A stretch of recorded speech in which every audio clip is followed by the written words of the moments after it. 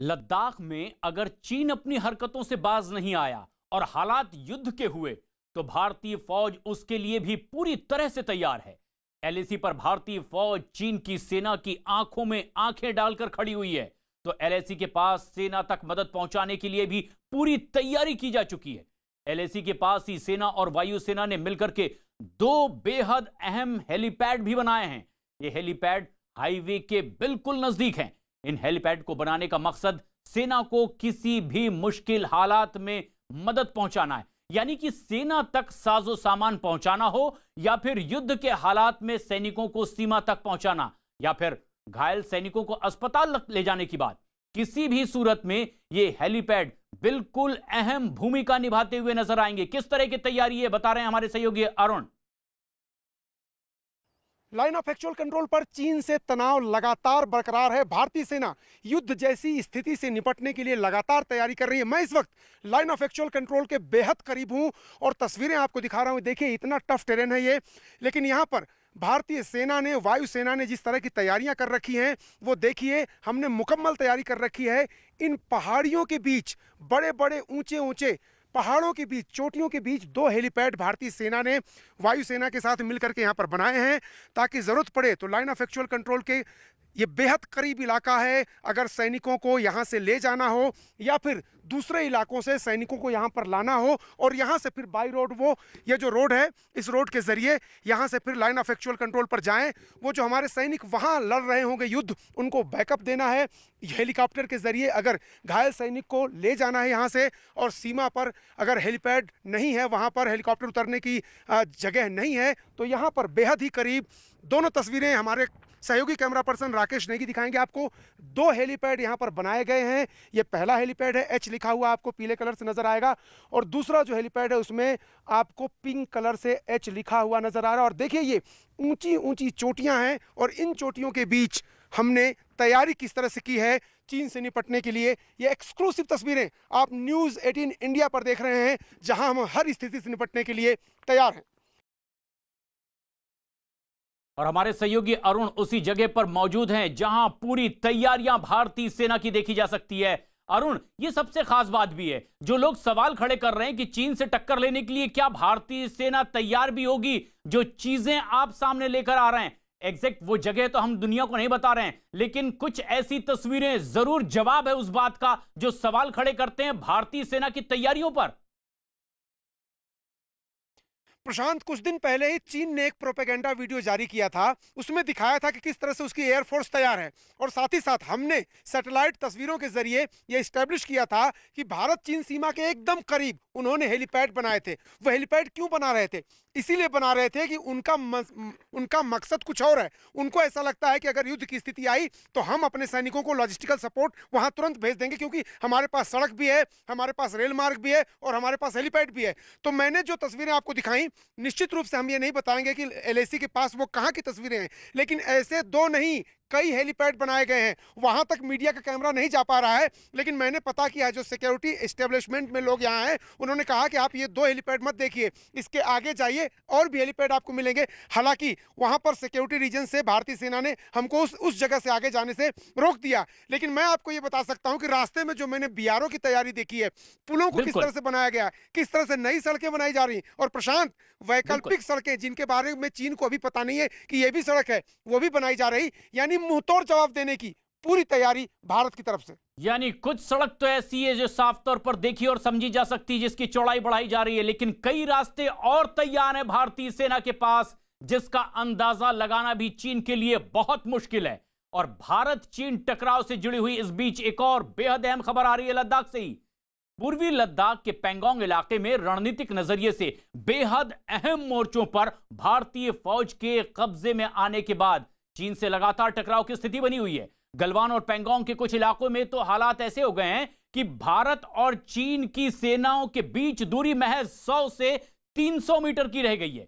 29-30 अगस्त से ही भारतीय फौजों का इन मुख्य मोर्चों पर कब्जा है, और ऐसे में चीन की सेना ताक लगाए बैठे हुई है कि किस तरह से इन मोर्चों पर वो कब्जा कर सके। लेकिन भारतीय फौज दुश्मन को करारा जवाब देने के लिए 24 घंटे मुस्तैद है। भारतीय फौज इस समय ऐसी जगह पर काबिज है जहां से चीन का एक एक जवान भारतीय जवानों के निशाने पर है, यानी हर उस खास चोटी पर भारतीय जवानों की मौजूदगी जहां नीचे से तराई वाले इलाकों में चीन घुसपैठ की कोशिश कर सकता है।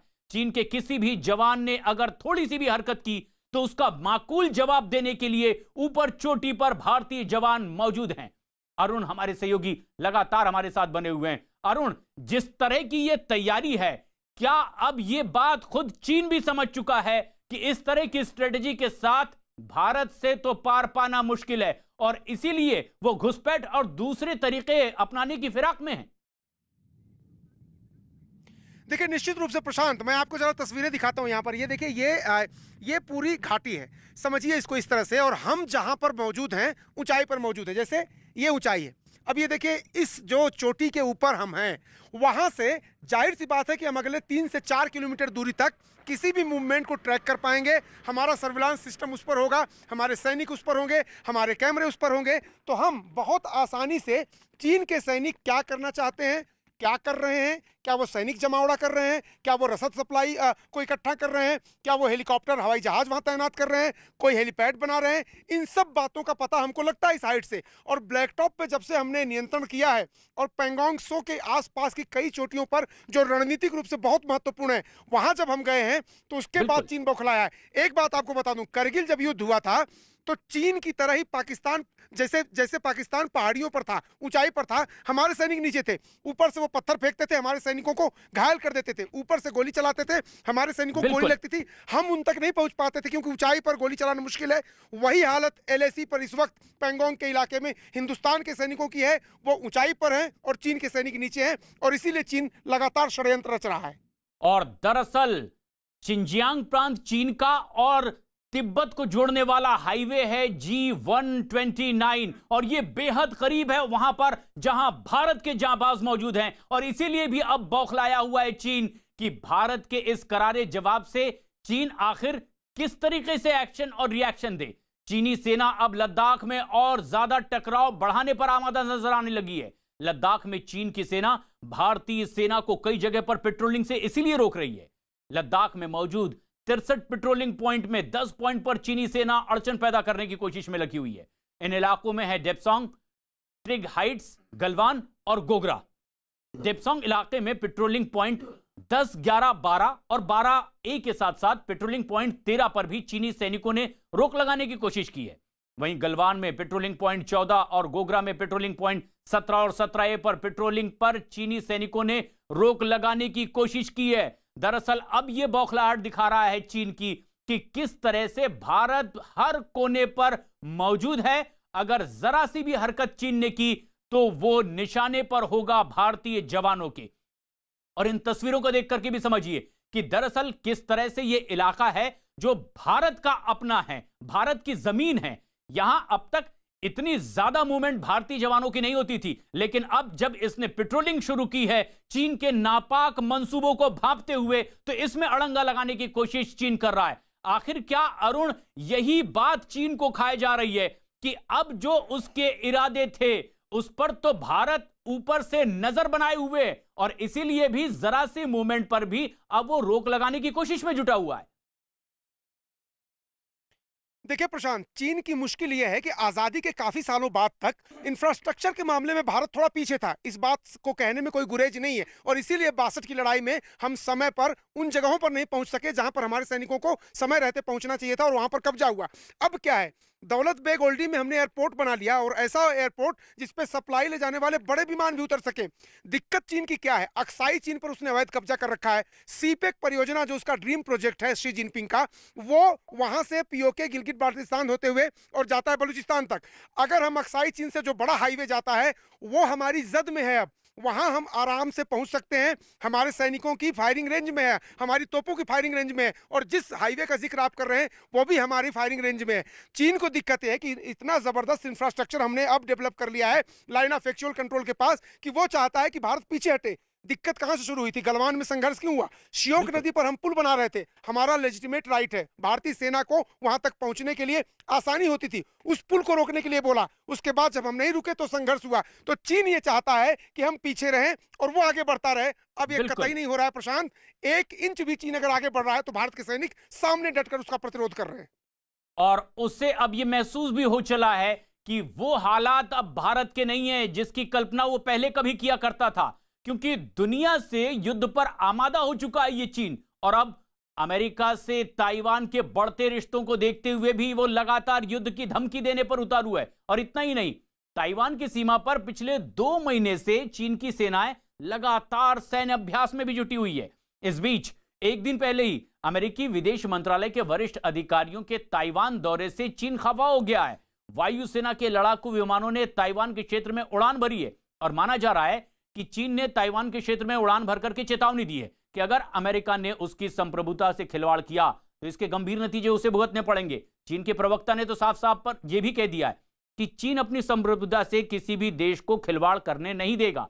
तो वहीं दूसरी तरफ ताइवान ने भी चीन को धमकी दे दी है कि अगर चीन की वायुसेना ने उसके क्षेत्र में उड़ान भरने की कोशिश की तो उसकी सेना भी करारा जवाब देने के लिए पूरी तरह से तैयार है।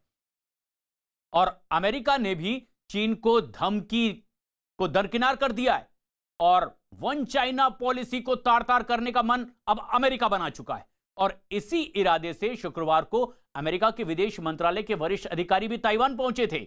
इस दौरे का मतलब यह भी है कि अमेरिका मानता है कि ताइवान पर चीन का कोई कब्जा नहीं, उसका हक नहीं, वो उसका हिस्सा ही नहीं। और ना ही अमेरिकी अधिकारियों को और मंत्रियों को ताइवान जाने के लिए अब चीन की इजाजत लेने की जरूरत है, क्योंकि 1979 के बाद यह पहली बार है जब कोई वरिष्ठ अमेरिकी अधिकारी ताइवान की धरती पर पहुंचा है। और चीन की वन चाइना पॉलिसी को खत्म करने वाला एक बिल भी अमेरिका की संसद में पेश किया गया, इसे मंजूरी भी दी गई।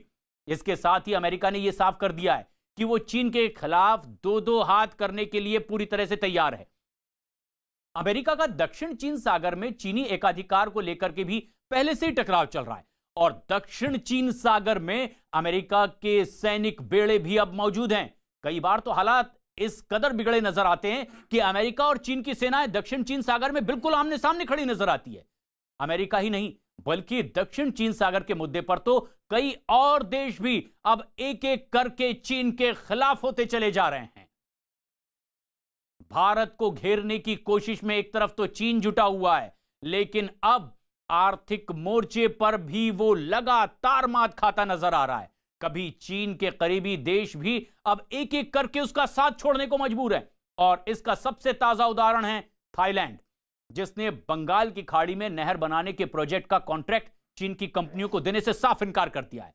न्यूज 18 को एक्सक्लूसिव जानकारी मिली है कि भारत और अमेरिका के दबाव में ही आखिरकार थाईलैंड सरकार ने चीन के साथ नहर बनाने के प्रोजेक्ट को रद्द करने का फैसला किया है। और इस कॉन्ट्रैक्ट का ना मिलना चीन के लिए एक बड़ा झटका इसीलिए भी माना जा रहा है क्योंकि इस कॉन्ट्रैक्ट के ना मिलने की वजह से चीन की कंपनियों को आर्थिक नुकसान तो होगा ही, साथ ही साथ इस नहर के जरिए चीन की हिंद महासागर तक पहुंच बनाने की कोशिश भी पूरी तरह से नाकाम हो जाएगी। और खबर तो इससे आगे भी है, खबर यह भी कि भारत ने थाईलैंड के सामने इस नहर को बनाने में अब मदद की पेशकश भी कर दी है और भारत की जमीन पर कब्जा करने की नीयत पाला बैठा चीन अब पीएम मोदी के पंचतंत्र से पूरी तरह घिर चुका है। पंचतंत्र क्या है? भारत, अमेरिका, जापान, ऑस्ट्रेलिया और रूस। उधर सरहद पर भारतीय सेना ने चीन की बोलती बंद कर दी है और कूटनीति की बात करें तो दुनिया भर में चीन अलग थलग हो गया है और उस पर अंतर्राष्ट्रीय दबाव भी अब लगातार बढ़ता चला जा रहा है।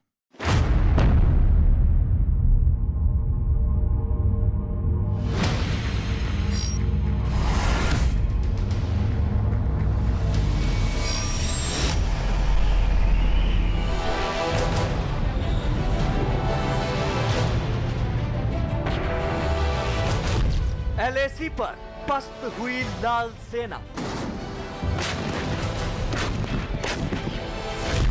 सरहद पर चीन को दिखी उसकी हद।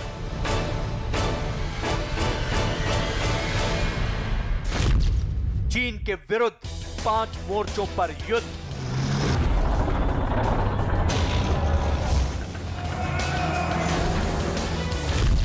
मोदी के पंचतंत्र में फंसा चीन। लद्दाख, वो इलाका जिस पर चीन की नजर 50 के दशक से टिकी है। चीन जानता है कि एशिया में उसका सिक्का तब तक कायम नहीं हो सकता जब तक भारत जैसी शक्ति उसके सामने खड़ी है।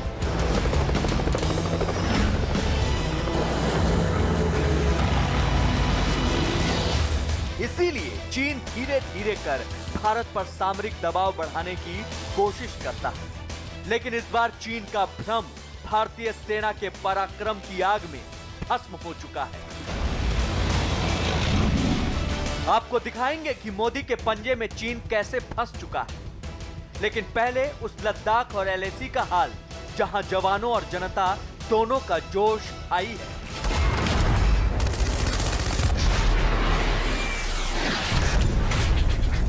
फॉरवर्ड चौकियों पर सर्दियों में डटे रहने की तैयारी पूरी की जा चुकी है। सर्दी से बचाने के लिए साजो सामान, सैनिकों को फिट रखने के लिए राशन और चीन को माकूल जवाब देने के लिए हथियार, गोला बारूद का पूरा इंतजाम किया जा चुका है। साथ ही सर्दियों में लद्दाख के सारे सड़कें और पुल खुले रह सकें, इसका भी बंदोबस्त किया जा रहा है। T-90 टैंकों का रुख भी अब लद्दाख की तरफ मोड़ने की तैयारी हो रही है।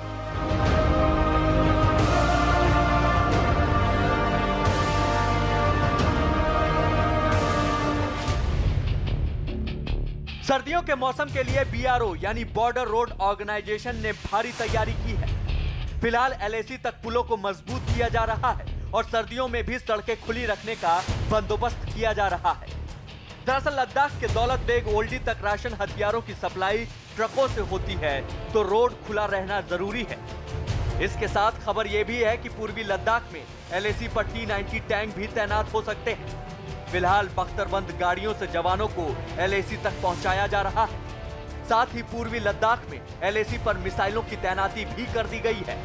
हल्के और हर तरह की जमीन पर अचूक लड़ाकू क्षमता वाले T-20 टैंक को बहुत सोच समझकर चुना गया है। T-90 टैंकों की गिनती या उनका शुमार दुनिया के बेहतरीन टैंकों में होता है। T-90 टैंक की गन 125 मिलीमीटर की है। उसके साथ ही साथ ये एंटी टैंक मिसाइल भी फायर कर सकता है।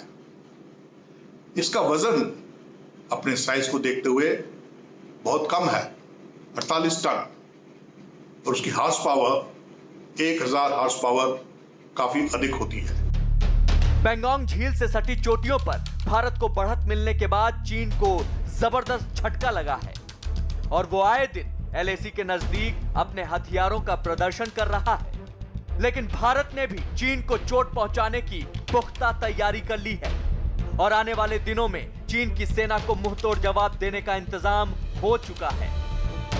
चाइना की जो पॉलिसी है कि सैन्य शक्ति के माध्यम से वो अपने उसूलों को या ऑब्जेक्टिव्स को पूरा करने की, वो इस समय पूरी तरीके से फेल हो गई। अभी तक वो छोटे मोटे देशों से के ऊपर अपना रूप जमाने की कोशिश कर रहा था, मगर जब भारत के साथ उसका सामना पड़ा तो उसको बड़ी मुंह की खानी पड़ी। एलएसी पर भारतीय सेना का जोश तो हाई है ही, लद्दाख की जनता भी सेना के साथ पूरे जोश खरोश के साथ खड़ी है और जवानों के लिए लद्दाख की वो खास चीजें भेजी जा रही हैं जो सर्दी में उनके शरीर को पोषण दे सके। लोकल खाना किस तरीके से वो पैक करके भेजते हैं वो हम आपको दिखा रहे हैं। क्या क्या चीज़ें हैं ये आप ज़रा अगर मुझे बता सकें कि क्या क्या चीज़ें ये हैं। ये ड्राई सब्जी है सर, जो यही खेत में भी उगता है। हाँ। अभी इसको सुखा के फिर उसको रेडी टू ईट किया हुआ है सर। और ये लोकल मटर है सर, हाँ। जिसमें प्रोटीन बहुत ज़्यादा मात्रा में होता है सर।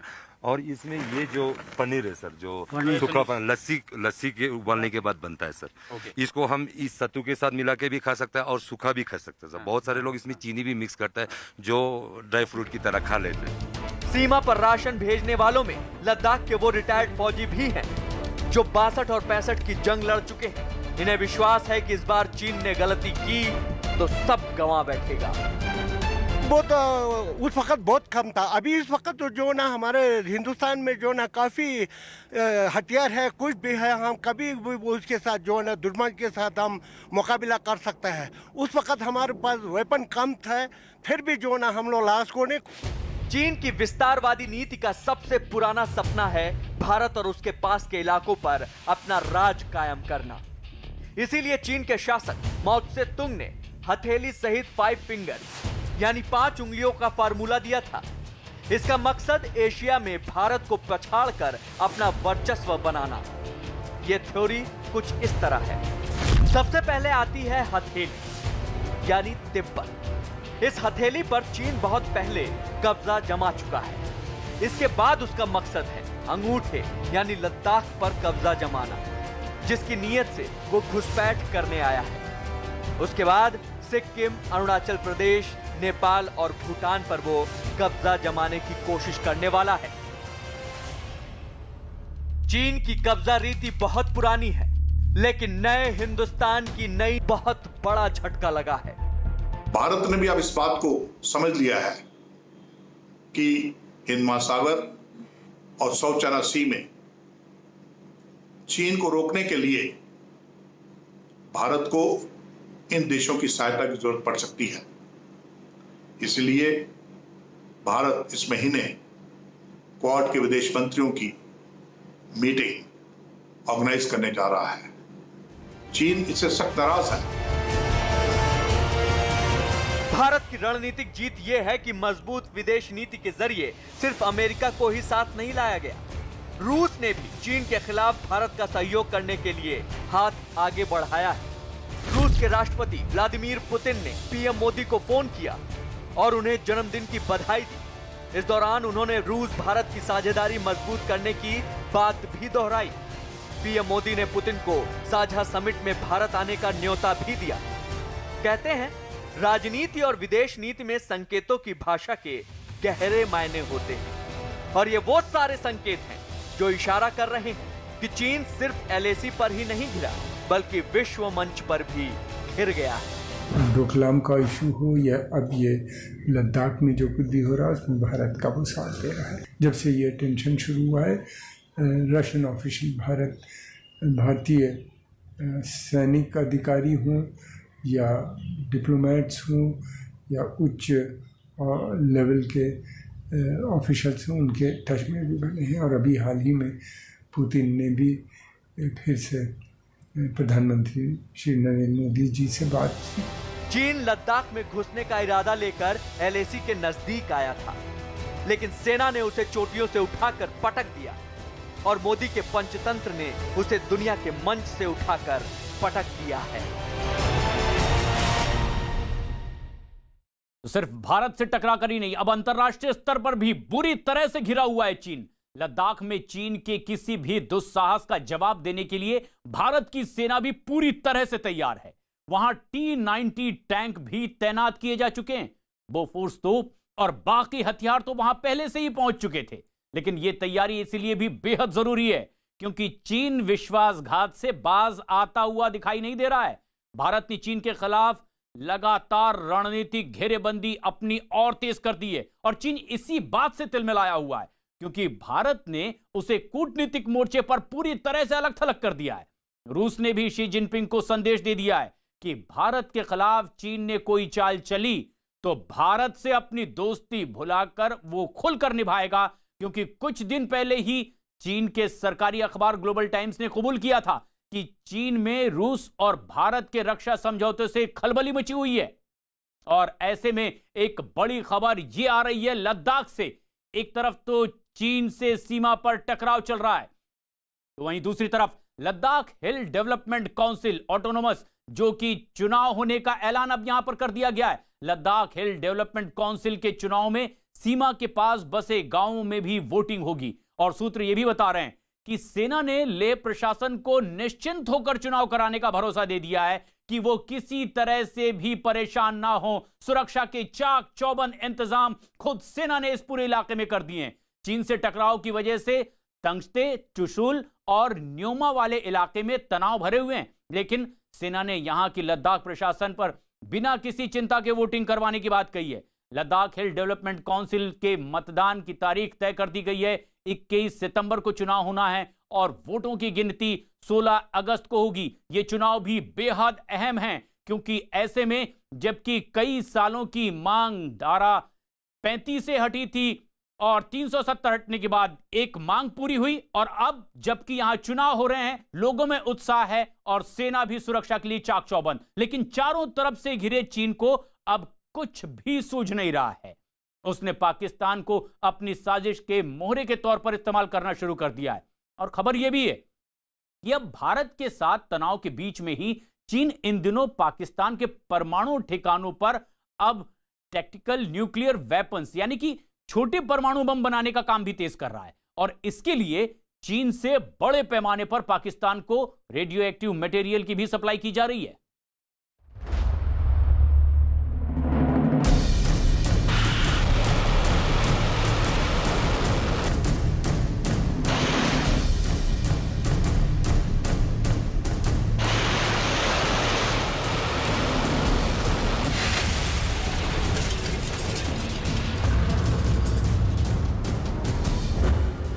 पाकिस्तान की परमाणु साजिश बेनकाब। पकड़ी गई चीन पाकिस्तान की चोरी। चीन पाकिस्तान की खौफनाक चाल का पर्दाफाश।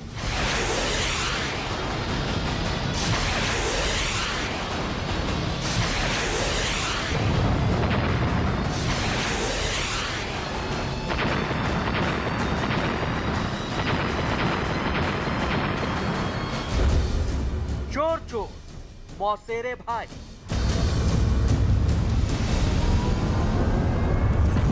पाकिस्तान के हुक्मरान चीन की गुलामी करते इस कदर अंधे हो चुके हैं कि उन्हें अपने मुल्क और अपनी आवाम की जरा भी परवाह नहीं है। अगर ऐसा होता तो पाकिस्तान कभी भी परमाणु हथियारों की चोरी की हिमाकत नहीं करता। लेकिन वो पाकिस्तान ही क्या जो सुधर गया। भारतीय खुफिया एजेंसियों ने एक बार फिर चीन और पाकिस्तान की नई परमाणु साजिश का पर्दाफाश किया।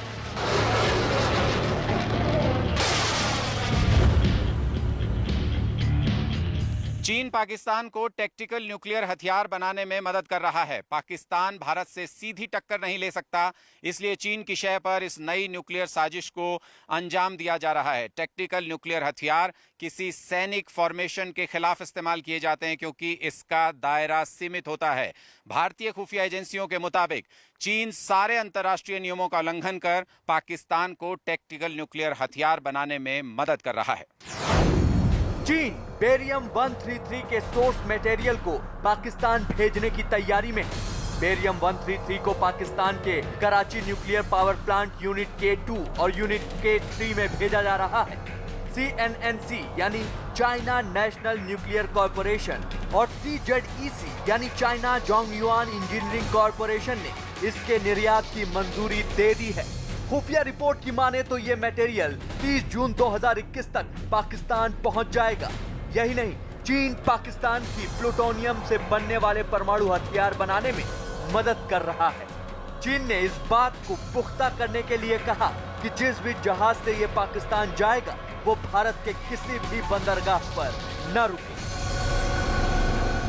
पाकिस्तान को टैक्टिकल न्यूक्लियर वेपन्स को डेवलप करने में मदद कर रहा है और उसे हर तरीके का सपोर्ट प्रोवाइड कराया जा रहा है, जिसमें कि फ्यूल भी शामिल है। और इस तरीके के टैक्टिकल न्यूक्लियर वेपन्स का इस्तेमाल पाकिस्तान भारत के साथ युद्ध की स्थिति में भारत की सेनाओं को क्षति पहुंचाने के लिए कर सकती हैं। न्यूज 18 इंडिया को भारतीय खुफिया सूत्रों से मिली जानकारी के मुताबिक चीनी वैज्ञानिक पाकिस्तान को प्लूटोनियम बेस्ड टेक्निकल न्यूक्लियर हथियार बनाने की तकनीक देने की साजिश पर भी काम कर रहे हैं। पाकिस्तान के पास कम दूरी तक मार करने वाली हथ-9 मिसाइल है। पाकिस्तान ने इसे चीन के विशी रॉकेट सिस्टम को कॉपी करके बनाया है। हथ-9 मिसाइल 60 किलोमीटर की दूरी तक मार कर सकती है और इसे मोबाइल मिसाइल लॉन्चिंग सिस्टम के जरिए तेजी से तैनात किया जा सकता है। हथ-9 ठोस ईंधन से चलती है, इसलिए इसे बहुत कम समय में लॉन्च किया जा सकता है।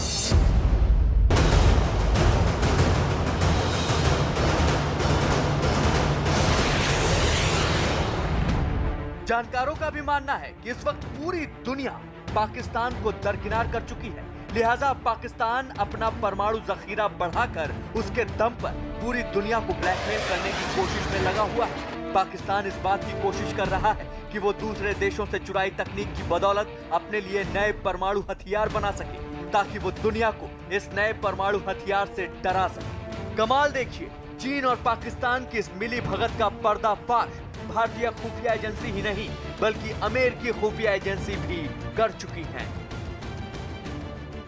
2 जनवरी 2020 को भी अमेरिका ने पाकिस्तान की चोरी पकड़ी थी। पाकिस्तान की खुफिया एजेंसी ISI चोरी छिपे परमाणु तकनीक से जुड़ी चीजें हासिल करने की कोशिश कर रही थी। इसके लिए ISI ने बाकायदा एक शेल कंपनी बना रखी थी। पाकिस्तानी एजेंसी की ये शेल कंपनी रावलपिंडी से चलाई जा रही थी। अमेरिका ने ISI के इस नेटवर्क के 5 लोगों को गिरफ्तार भी किया है। ये पांचों पाकिस्तान की परमाणु एजेंसियों के लिए संवेदनशील तकनीक को अमेरिका से हासिल कर उसे चोरी छिपे पाकिस्तान भेजने का नेटवर्क चला रहे थे। अमेरिका के जस्टिस विभाग के मुताबिक अमेरिकी सुरक्षा एजेंसियों ने अमेरिका में रहकर ISI के लिए काम करने वाले 5 जासूसों को गिरफ्तार किया। इन पांचों की पहचान पाकिस्तान के मोहम्मद कामरान वली, कनाडा के मोहम्मद एहसान वली और हाजी वली मोहम्मद शेख, हांगकांग के अशरफ खान मोहम्मद और ब्रिटेन के अहमद वाहिद के तौर पर हुई। अमेरिका की संघीय अदालत ने इन्हें international emergency economic power act और एक्सपोर्ट कंट्रोल रिफॉर्म एक्ट के उल्लंघन की साजिश रचने का दोषी ठहराया। जस्टिस विभाग के मुताबिक सितंबर 2014 से अक्टूबर 2019 के बीच इन पांचों ने अमेरिका से 38 बार पाकिस्तान के लिए संवेदनशील सामान निर्यात किए। ये खरीद शेल कंपनी बिजनेस वर्ल्ड के जरिए हुई, लेकिन वास्तव में उन्हें पाकिस्तान में AERO यानी एडवांस इंजीनियरिंग रिसर्च ऑर्गेनाइजेशन और PAEC यानी पाकिस्तान एटॉमिक एनर्जी कमीशन को भेजा गया। ISI ने अपने इस नेटवर्क के जरिए पाकिस्तान के लिए क्रूज मिसाइल और UAV यानी मानव रहित विमान तकनीक की चोरी की थी। भारत और अमेरिका के अलावा जर्मनी की एक इंटेलिजेंस एजेंसी की रिपोर्ट में भी पाकिस्तान की चोरी से परमाणु तकनीक हासिल करने की हकीकत दर्ज हुई है। जर्मन इंटेलिजेंस रिपोर्ट में कहा गया है, पाकिस्तान जर्मनी से परमाणु हथियारों और मिसाइल सिस्टम की जानकारी हासिल करने की कोशिश में लगा था। इसके अलावा पाकिस्तान इन घातक हथियारों के डिलीवरी सिस्टम को बनाने के लिए भी जानकारी इकट्ठा करने की कोशिश कर रहा था। इस इंटेलिजेंस एजेंसी की रिपोर्ट में यह दावा किया गया है कि पाकिस्तान सिर्फ जर्मनी में नहीं बल्कि कई दूसरे देशों से भी उनकी परमाणु तकनीक और घातक मिसाइलों को हासिल करने की कोशिश कर रहा है। इस रिपोर्ट में यह बात साफ तौर पर कही गई है कि पाकिस्तान अपने दूतावास में काम करने वाले अधिकारियों के जरिए उन देशों से उनके परमाणु हथियारों और उनकी तकनीक की अवैध जानकारियां जुटाते हैं। हैरानी तो इस बात की है कि आज से 16 साल पहले पाकिस्तान परमाणु तकनीक चुराने के इल्जाम में पूरी दुनिया के सामने शर्मिंदा हो चुका है। साल 2004 में पाकिस्तान के परमाणु हथियारों के जनक कहे जाने वाले वैज्ञानिक अब्दुल कदीर खान ने अपनी चोरी के लिए पूरी दुनिया के सामने माफी मांगी थी। आज एक बार फिर पाकिस्तान की चोरी पकड़ी गई है, लेकिन पाकिस्तान शर्मिंदा होने की बजाय निहायत ही बेशर्मी से अपने आका चीन के फरमान को पूरा करने में लगा हुआ है। और इस वक्त की बड़ी खबर आ रही है। बड़ी खबर आतंकी साजिश से जुड़ी हुई जिसे NIA ने नाकाम कर दिया है। आतंकी संगठन अल-कायदा ने भारत में रह रहे इजराइल के लोगों पर हमले की साजिश रची थी, जिसे वक्त रहते ही NIA की टीम ने नाकाम कर दिया है। खुफिया सूत्रों से मिली जानकारी के मुताबिक अल-कायदा और ISIS ने मिलकर के इस हमले की साजिश रची थी, जिसे दिल्ली NCR के इलाके में 18 सितंबर से लेकर 11 अक्टूबर के बीच अंजाम देने का प्लान बनाया गया था। NIA ने पश्चिम बंगाल के मुर्शिदाबाद और केरल के एर्नाकुलम से अल-कायदा के मॉड्यूल का पर्दाफाश करते हुए 9 आतंकियों को गिरफ्तार कर लिया है। NIA की टीम ने खुफिया जानकारी मिलने के बाद मुर्शिदाबाद और केरल में कई जगह एक साथ छापेमारी की और इसके बाद मुर्शिदाबाद से यानी पश्चिम बंगाल के मुर्शिदाबाद से 6 आतंकी पकड़ लिए गए और केरल के एर्नाकुलम से 3 आतंकियों को गिरफ्तार किया गया। बताया जा रहा है कि ये आतंकी पाकिस्तान में सीधे कुछ आतंकियों से संपर्क में थे और कश्मीर में हथियारों की सप्लाई करने वाले थे। गिरफ्तार किए गए सभी आतंकी बंगाल के रहने वाले हैं, जिनका सरगना मुर्शिद हसन नाम का आतंकी भी गिरफ्तार कर लिया गया है। अल-कायदा के इन आतंकियों से के पास में भारी मात्रा में हथियार बरामद किए गए हैं, जिहाद से जुड़ी कई सामग्री बरामद की गई है और बताया यह जा रहा है कि पश्चिम बंगाल के ये नागरिक जो केरल में रह रहे थे, माइग्रेंट लेबर के तौर पर वहां रह रहे थे, जिन्हें गिरफ्तार किया गया। केंद्रीय जांच एजेंसी एनआईए ने केरल और पश्चिम बंगाल में एक बड़े सर्च ऑपरेशन को अंजाम देते हुए 9 संदिग्ध आतंकियों को गिरफ्तार किया है, जिसका वास्ता आतंकी संगठन अलकायदा से बताया जा रहा है। इस वक्त में मैं एनआईए के दफ्तर के ठीक बाहर में है। एनआईए मुख्यालय में इस मामले पर तफ्तीश चल रही है और एनआईए के अधिकारियों की अगर माने तो जिस तरह से पाकिस्तान में बैठे हुए अलकायदा आतंकी संगठन से जुड़े हुए कई आतंकी केरल और पश्चिम बंगाल में कई लोगों को सोशल मीडिया के मार्फत से उसे ट्रेनिंग दे रहे थे और उसे आतंकी बना रहे थे। और इस मामले पर जब जानकारी स्पष्ट हुई तो कई जो आतंकी हैं इस मामले को ध्यान में रखते हुए एक बड़े आतंकी वारदात करने के लिए तैयार भी हुए थे। और इसी मामले की गंभीरता को देखते हुए 9 लोगों को गिरफ्तार किया गया है, जिसमें कि 6 पश्चिम बंगाल मूल के बताए जा रहे हैं और 3 केरल मूल के बताए जा रहे हैं। केरल के एर्नाकुलम से वास्ता है और जबकि पश्चिम बंगाल की बात करें तो मुर्शिदाबाद से वास्ता है। जिस तरह से इस मामले पर छापेमारी के दौरान कई महत्वपूर्ण सबूत मिले हैं और ये भी पता चला है कि राजधानी दिल्ली और एनसीआर को ये दहलाने की एक कोशिश कर रहे थे। और एक के बाद एक कई आतंकी गिरफ्तार हो रहे हैं और इसी कड़ी में एक बड़ी खबर आ रही जम्मू कश्मीर के राजौरी से, जहां सुरक्षा बल ने सर्च ऑपरेशन के बाद 3 आतंकियों को गिरफ्तार कर लिया है।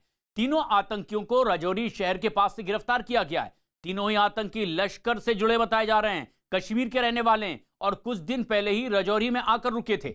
सूत्रों का यह भी कहना है कि ड्रोन के जरिए राजौरी में हथियार इन तक पहुंचाए गए जो आतंकियों से बरामद भी कर लिए गए हैं। AK-56 राइफल इनके पास से बरामद की गई है। एक्सक्लूसिव तस्वीरें आप अपनी टीवी स्क्रीन पर इस वक्त देख पा रहे हैं न्यूज़ 18 इंडिया पर। और सुरक्षा बल ने देर रात ये जानकारी जब हासिल की कि इस इलाके में कुछ आतंकियों की मौजूदगी है तो खुफिया एजेंसियों से मिली इस जानकारी के बाद पूरे इलाके में सर्च ऑपरेशन शुरू कर दिया। फिलहाल तीनों से पूछताछ की जा रही है कि आखिर इनके निशाने पर कौन थे और इनकी आगे क्या और प्लानिंग थी। जॉइंट कार्रवाई में पुलिस ने 38 राष्ट्रीय राइफल्स के साथ मिलकर के बहुत अच्छा काम यहाँ पर किया है।